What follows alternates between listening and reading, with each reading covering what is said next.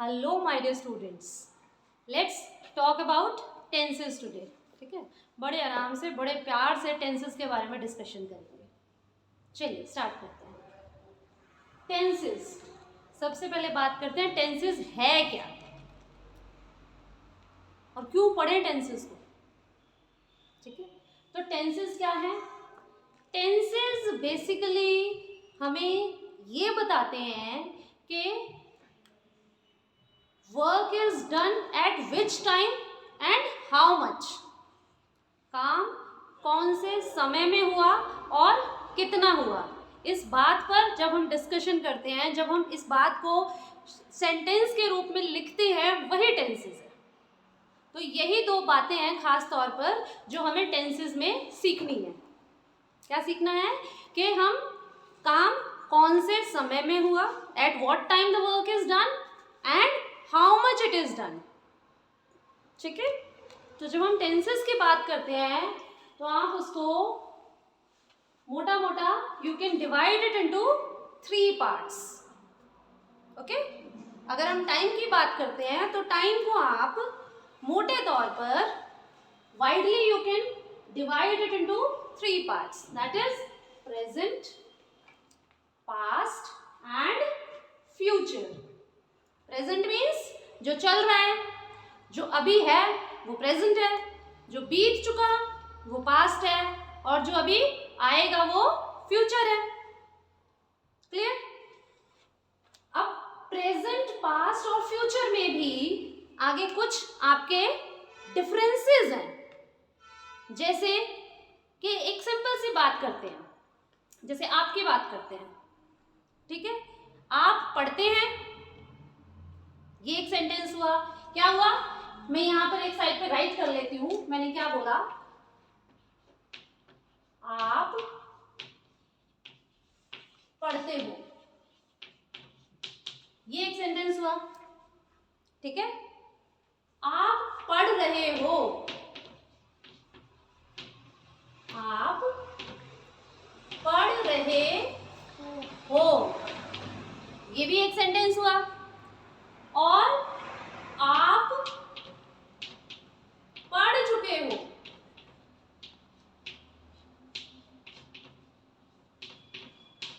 ये भी एक सेंटेंस हुआ। आप 1 घंटे से पढ़ रहे हो,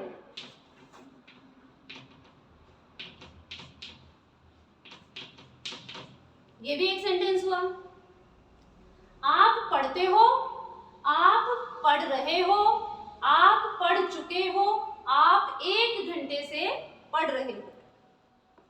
अब ये सारे के सारे सेंटेंस प्रेजेंट के ही हैं, लेकिन मैंने आपको स्टार्टिंग में जैसे बताया कि टेंसेस हैं क्या।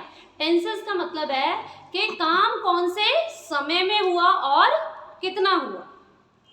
एक बार आप फिर दोबारा लौट के आओ पहले सेंटेंस के ऊपर, जो मैंने यहाँ राइट किया है कि आप पढ़ते हो। आपको सेंटेंस को सुनने से ही ऐसा फील होगा कि कोई यूजुअल काम है जो आप अक्सर करते हो, जो आपके रूटीन का हिस्सा है, आपकी दिनचर्या का हिस्सा है, या फिर आपकी आदत है। ठीक है, जैसे हम बोले कि राहुल जोर से बोलता है। अभी आपको सुनने से पता चल रहा है ना कि राहुल की एक आदत के जैसा है कि राहुल जोर से बोलता है।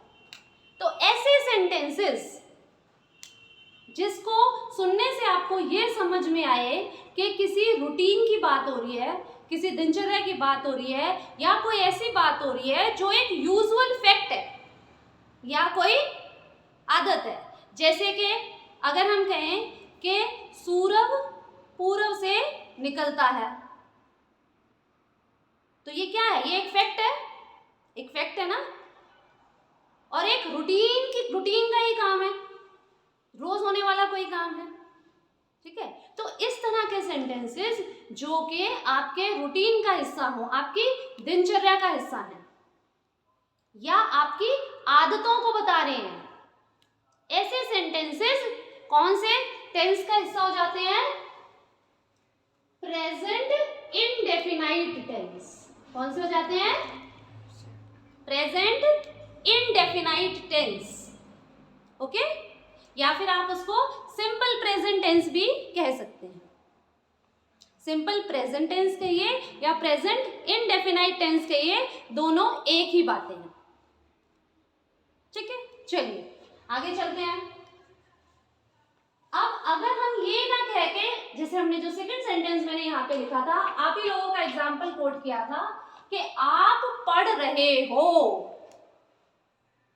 आप पढ़ते हो ये तो अलग बात है, ठीक है। आप पढ़ रहे हो मतलब इस समय आप पढ़ रहे हो। ये बात, ये काम जो है वो कॉन्टिन्यूअस है। ये काम क्या है? कॉन्टिन्यूअस है, ठीक है। तो अभी अभी एट द मोमेंट आप पढ़ रहे हो, ठीक है। जैसे आप पढ़ रहे हो, मैं पढ़ा रही हूं, ठीक है। या अगर घर में है तो आप कह सकते हैं मम्मी खाना बना रही है, बच्चे बाहर खेल रहे हैं। तो इस तरह के सेंटेंसेस में आपको सुनने से ही एक बात समझ में आ जाती है कि काम कॉन्टिन्यूटी में चल रहा है।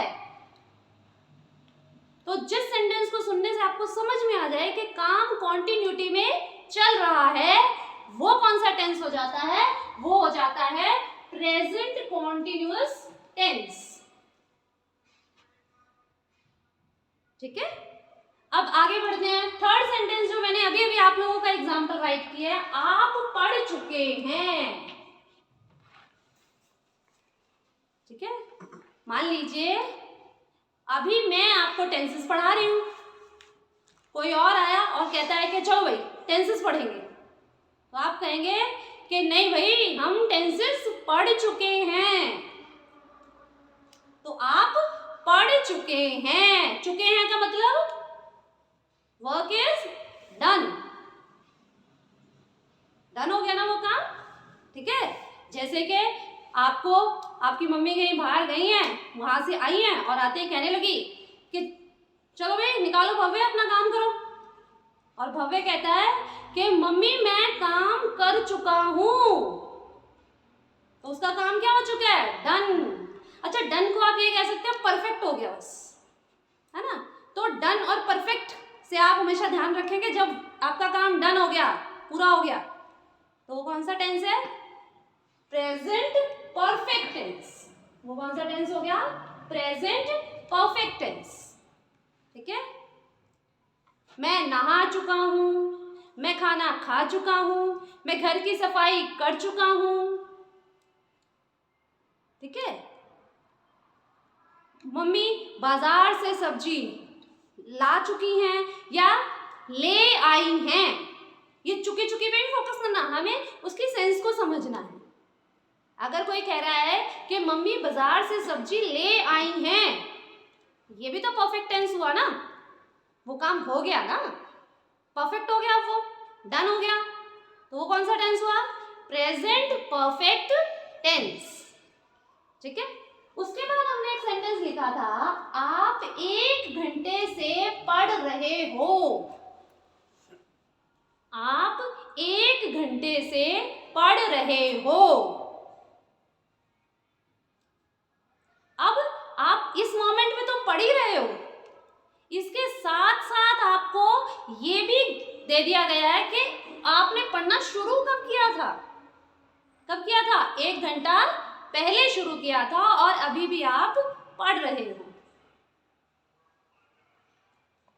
तो वो काम कॉन्टिन्यूअस तो है ही है, लेकिन साथ में आपको ये भी गिवन है कि कब से कॉन्टिन्यूअस है, कब से शुरू हुआ था वो काम। यू अंडरस्टैंड दैट, है ना। तो ऐसे सेंटेंसेस में जब आपको ये तो पता ही है कि काम इस मोमेंट पे हो रहा है, कॉन्टिन्यूअस है, लेकिन कब से चल रहा है, पिछले कितने समय से चल रहा है, वो भी साथ में दिया गया है। जैसे कि आप 1 घंटे से पढ़ रहे हो, तो ये कौन सा टेंस हो जाता है? ये हो जाता है आपका present perfect continuous tense, okay. लेकिन आज के लिए हम जो स्टार्ट करेंगे वो हम करेंगे प्रेजेंट इनडेफिनाइट टेंस के ऊपर बात करेंगे। हम बात करेंगे प्रेजेंट इनडेफिनाइट टेंस पर, या आप कह लीजिए सिंपल प्रेजेंट टेंस पर हम बात करेंगे। उसके रूल्स को समझेंगे कि अगर हमें हिंदी में प्रेजेंट इंडेफिनाइट, इंग्लिश में प्रेजेंट इंडेफिनाइट टेंस को लिखना हो तो क्या उसका रूल है, क्या चीजें हैं जिनको हमें ध्यान देना है या जिनको हमें समझना है। ठीक है, चलिए एक बड़े ही सिंपल से सेंटेंस के साथ शुरू करते हैं। मैं अंग्रेजी पढ़ाती हूँ। मैं इंग्लिश टीचर हूँ, मैं अंग्रेजी पढ़ाती हूँ। ठीक है, अब मैंने आपको बताया था कि मैं अंग्रेजी पढ़ाती हूँ, ये मेरे रूटीन का हिस्सा है, ये मेरी एक आदत है। तो ऐसा सेंटेंस किस में आएगा? Present indefinite tense. आप उसको कह सकते हैं सिंपल प्रेजेंट टेंस। तो मैं अंग्रेजी पढ़ाती हूँ, इसको आप इंग्लिश में कैसे राइट करेंगे? आप लिखेंगे आई टीच इंग्लिश। आई टीच इंग्लिश। तो आपको एक रूल समझ में आ रहा है। सब्जेक्ट, सब्जेक्ट क्या होता है? जिस पर बात हो रही है, जिसके विषय में बात हो रही है ना? किस, यहाँ पे मैं जब कह रही हूँ मैं अंग्रेजी पढ़ाती हूँ, तो किसके विषय में बात हो रही है? मेरे विषय में। तो मैं ही सब्जेक्ट हुआ, और मैं को आप इंग्लिश में कहेंगे आई। तो हमने यहाँ लिखा सबसे पहले आई। उसके बाद क्या है? वर्ब। वर्ब मीन्स क्रिया, काम। मैं क्या काम करती हूँ? पढ़ाती हूँ। मैं पढ़ाती हूँ। तो जब मैं पढ़ाती हूँ तो पढ़ाने को क्या कहते हैं? पढ़ाने को कहते हैं टीच। और मैंने लिखा है V1। V1 का मतलब वर्ब का फर्स्ट फॉर्म। टीच वर्ब की फर्स्ट फॉर्म है। Teach, taught, taught. So first form क्या है? Teach, taught and taught. So second and third form क्या हो गई? टॉट। सो हमें यूज करनी है फर्स्ट फॉर्म। तो हमने लिखा आई टीच। मैं क्या पढ़ाती हूँ? इंग्लिश। तो मैं क्या पढ़ाती हूँ? वो हो गया आपका ऑब्जेक्ट। ठीक है, तो ऑब्जेक्ट आप यहाँ पे लिखेंगे। आपका ऑब्जेक्ट है यहाँ पे इंग्लिश। अब हिंदी और इंग्लिश लिखने में थोड़ा सा डिफरेंस होता है। जब हम हिंदी लिख रहे हैं तो मैं के बाद अंग्रेजी आया, लेकिन जब आप उसको इंग्लिश में लिखेंगे तो ऑब्जेक्ट जो है वो लास्ट में आएगा। हमें इस डिफरेंस को समझ लेना है। ओके, तो हमने लिखा आई teach English. Subject plus first form of the verb plus object. इसके साथ साथ आपको एक और चीज ध्यान रखनी है कि यहाँ पे मैं शब्द का हमने अगर यूज ना किया होता और अगर ये होता रजनी अंग्रेजी पढ़ाती है, तो भी क्या हम ये लिखते कि शी टीच इंग्लिश? अगर हम लिखते शी टीच इंग्लिश तो ये गलत हो जाता और एग्जामिनर हमको देता एक बड़ा सा अंडा। ठीक है, तो आप कहेंगे फिर गलती क्या है? गलती ये है आपकी कि हमें इस बात का ध्यान रखना है कि वर्ब की फर्स्ट फॉर्म के साथ एस या ईएस यूज करना था। ये वर्ड्स पे डिपेंड होता है। किसी वर्ड के साथ एस यूज होता है, किसी के साथ ईएस यूज होता है। ओके, तो देखिए, लेकिन कहाँ यूज करना था? वर्ब की फर्स्ट फॉर्म के साथ एस या ईएस यूज होता है कब? जब आपका सब्जेक्ट हो ही, शी या इट। तो जब मैंने कहा रजनी, तो रजनी शी हो गया ना, रजनी शी है, तो आप क्या कहेंगे? She teaches English. तो फिर आपका सेंटेंस हो जाता she teaches English.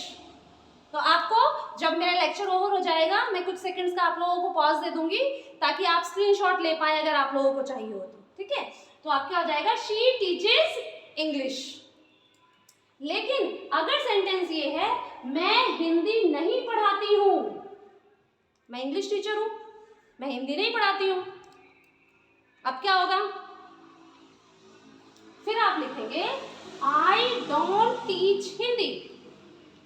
I don't teach Hindi. क्या रूल हुआ? रूल हुआ सब्जेक्ट प्लस डू और डस प्लस नॉट। आप जानते हैं डज नॉट को क्या कहते हैं, एब्रिविएशन क्या है उसके लिए, शॉर्ट फॉर्म क्या है, डज नॉट के लिए डजंट और डू नॉट के लिए डोंट। तो मैंने शॉर्ट फॉर्म में यहां लिख दिया आई डोंट टीच हिंदी। तो क्या बना आपका, सब्जेक्ट प्लस डू या डज का use plus not plus verb की first form plus object. Okay, अब कहां पर डू यूज करते हैं और कहां पर डज यूज करते हैं, तो आप ध्यान रखिए कि आई वी यू दे, इसके साथ आप क्या यूज करेंगे, डू, और ही शी इट के साथ हम यूज करेंगे डज। तो यहां पे क्या है, मैं जब लिखा हुआ है तो क्या यूज करेंगे, अभी मैंने बताया आई वी यू के साथ क्या यूज करते हैं, डू। तो आप कहेंगे, हम लिखेंगे आई डोंट टीच हिंदी। अगर आई की जगह फिर से रजनी होता तो आप क्या कहते, आप कहते Rajni does not teach Hindi, Rajni does not teach Hindi. Okay, अब अगले पे बात करते हैं, क्या मैं गणित पढ़ाती हूं, क्या मैं गणित पढ़ाती हूं, क्या होगा इसका ट्रांसलेशन, हम कहेंगे डू आई टीच इंग्लिश,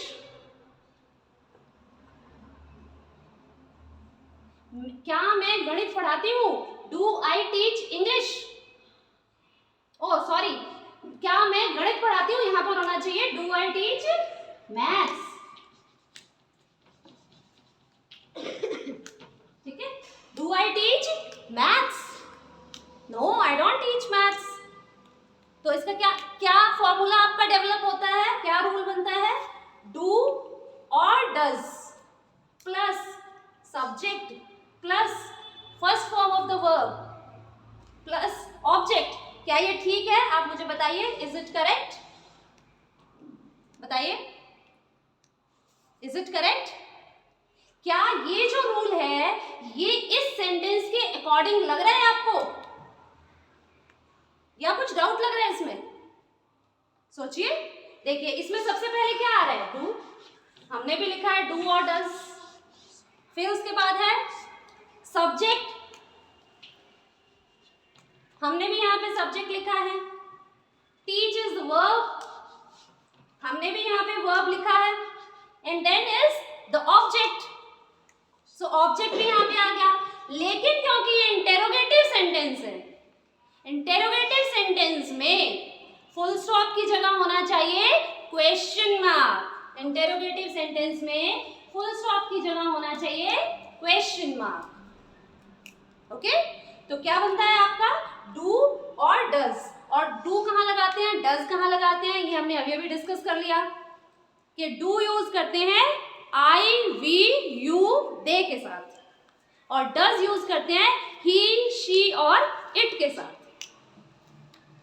ठीक है, और फिर मैं आपको और दोबारा पूछूं कि यहाँ पे क्या मैं गणित पढ़ाती हूँ की जगह अगर होता,